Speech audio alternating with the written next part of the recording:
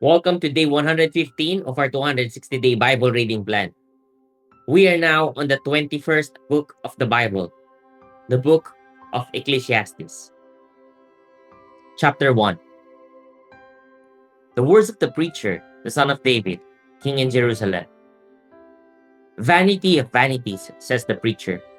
Vanity of vanities. All is vanity. What does man gain by all the toil at which he toils under the sun? A generation goes, and a generation comes, but the earth remains forever. The sun rises, and the sun goes down, and hastens to the place where it rises. The wind blows to the south, and goes around to the north. Around and around goes the wind, and on its circuits the wind returns. All streams run to the sea, but the sea is not full. To the place where the streams flow, there they flow again. All things are full of weariness. A man cannot utter it. The eye is not satisfied with seeing, nor the ear filled with hearing. What has been is what will be, and what has been done is what will be done, and there is nothing new under the sun. Is there a thing of which it is said, "See, this is new"? It has been already in the ages before us. There is no remembrance of former things, nor will there be any remembrance of later things yet to be among those who come after. I, the preacher, have been king over Israel in Jerusalem, and I applied my heart to seek and to search out by wisdom all that is done under heaven. It is an unhappy business that God has given to the children of man to be busy with.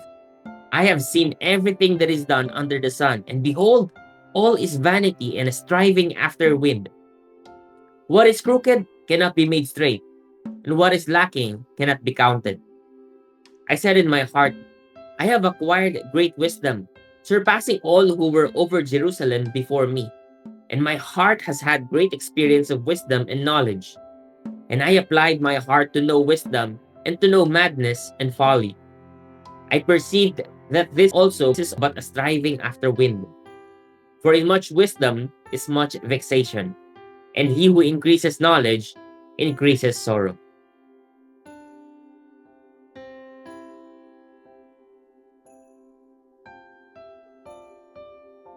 Chapter 2. I said in my heart, Come now, I will test you with pleasure. Enjoy yourself. But behold, this also was vanity. I said of laughter, It is mad. And of pleasure, what use is it? I searched with my heart how to cheer my body with wine, my heart still guiding me with wisdom, and how to lay hold on folly, till I might see what was good for the children of man to do under heaven during the few days of their life. I made great works. I built houses and planted vineyards for myself. I made myself gardens and parks, and planted in them all kinds of fruit trees. I made myself pools from which to water the forest of growing trees. I bought male and female slaves, and had slaves who were born in my house. I had also great possessions of herds and flocks, more than any who had been before me in Jerusalem. I also gathered for myself silver and gold, and the treasure of kings and provinces. I got singers, both men and women, and many concubines, the delights of the sons of man. So I became great and surpassed all who were before me in Jerusalem. Also, my wisdom remained with me. And whatever my eyes desired, I did not keep from them. I kept my heart from no pleasure, for my heart found pleasure in all my toil, and this was my reward for all my toil. Then I considered all that my hands had done, and the toil I had expended in doing it. And behold, all was vanity and a striving after wind, and there was nothing to be gained under the sun. So I turned to consider wisdom and madness and folly. For what can the man do who comes after the king? Only what has already been done. Then I saw that there is more gain in wisdom than in folly, as there is more gain in light than in darkness. The wise person has his eyes in his head, but the fool walks in darkness. And yet I perceived that the same event happens to all of them. Then I said in my heart, What happens to the fool will happen to me also. Why then have I been so very wise? And I said in my heart that this also is vanity. For of the wise as of the fool, there is no enduring remembrance, seeing that in the days to come all will have been long forgotten. How the wise dies just like the fool. So I hated life, because what is done under the sun was grievous to me, for all is vanity and a striving after wind. I hated all my toil in which I toil under the sun, seeing that I must leave it to the man who will come after me. And who knows whether he will be wise or a fool? Yet he will be master of all for which I toiled and used my wisdom under the sun. This also is vanity. So I turned about and gave my heart up to despair over all the toil of my labors under the sun. Because sometimes a person who has toiled with wisdom and knowledge and skill must leave everything to be enjoyed by someone who did not toil for it. This also is vanity and a great evil. What has a man from all the toil and striving of heart with which he toils beneath the sun? For all his days are full of sorrow, and his work is a vexation. Even in the night his heart does not rest. This also is vanity. There is nothing better for a person than that he should eat and drink and find enjoyment in his toil. This also, I saw, is from the hand of God. For apart from him, who can eat or who can have enjoyment? For to the one who pleases him, God has given wisdom and knowledge and joy. But to the sinner, he has given the business of gathering and collecting, only to give to one who pleases God. This also is vanity and a striving after wind.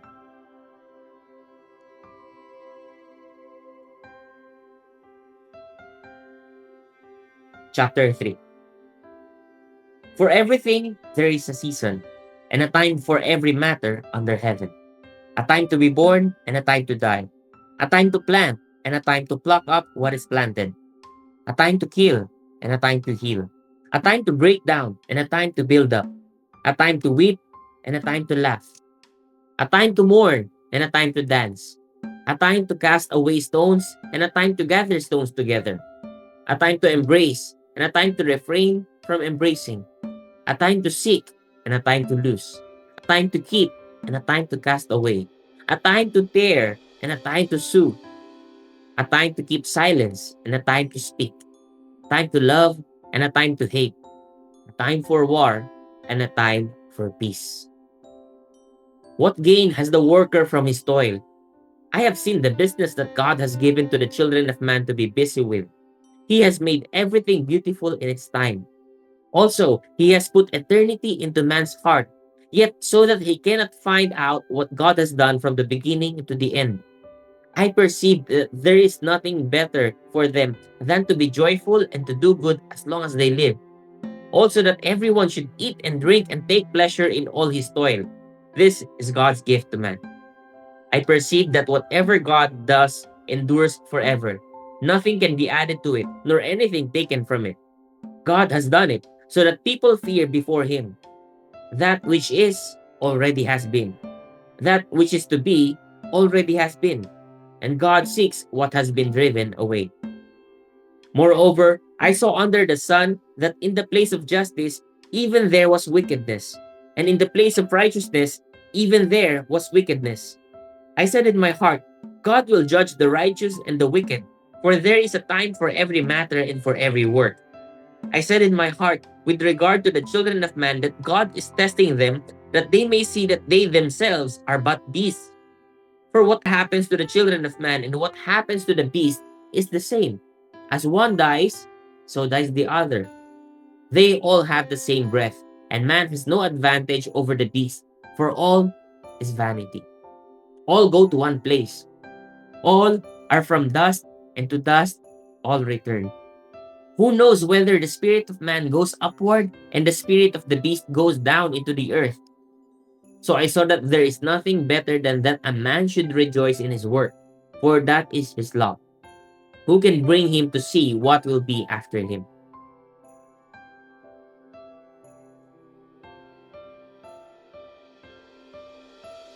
Chapter 4. Again I saw all the oppressions that are Again I saw all the oppressions that are done under the sun. And behold, the tears of the oppressed, and they had no one to comfort them. On the side of their oppressors, there was power, and there was no one to comfort them. And I thought the dead who are already dead more fortunate than the living who are still alive. But better than both is he who has not yet been and has not seen the evil deeds that are done under the sun. Then I saw that all toil and all skill in work come from a man's envy of his neighbor. This also is vanity and striving after wind. The fool folds his hands and eats his own flesh. Better is a handful of quietness than two hands full of toil and striving after wind. Again, I saw vanity under the sun. One person who has no other, either son or brother, yet there is no end to all his toil, and his eyes are never satisfied with riches, so that he never asks, for whom am I toiling and depriving myself of pleasure? This also is vanity and an unhappy business. Two are better than one, because they have a good reward for their toil. For if they fall, one will lift up his fellow. But woe to him who is alone when he falls and has not another to lift him up. Again, if two lie together, they keep warm. But how can one keep warm alone? And though a man might prevail against one who is alone, two will withstand him. A threefold cord is not quickly broken. Better was a poor and wise youth than an old and foolish king who no longer knew how to take advice. For he went from prison to the throne, though in his own kingdom he had been born poor. I saw all the living who move about under the sun, along with that youth who was to stand in the king's place. There was no end of all the people, all of whom he led. Yet those who come later will not rejoice in him. Surely this also is vanity and striving after wind.